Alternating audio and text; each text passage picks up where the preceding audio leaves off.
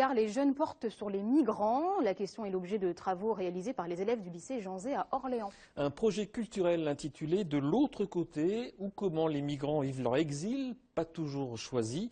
Ce travail de compréhension et d'ouverture s'articule autour de 2 expositions.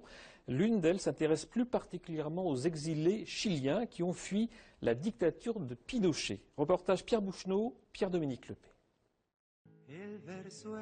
Cette valise-là, Myriam Marchand a en quelque sorte migré avec elle lorsque sa mère, enceinte, avait dû fuir le Chili du coup d'État du général Pinochet en décembre 1973.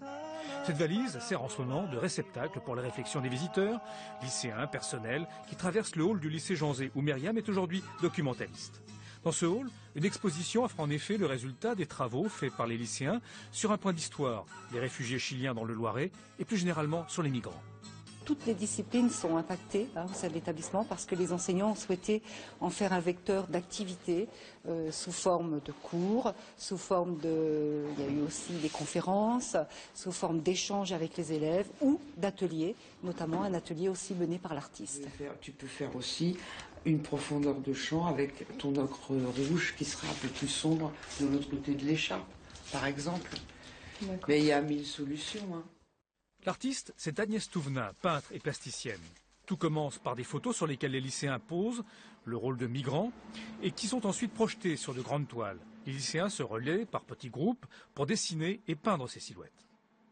C'est plutôt intéressant parce qu'on doit reprendre les couleurs des autres et réussir à faire quelque chose malgré les choix des autres. On continue l'œuvre des autres et certains continueront la nôtre.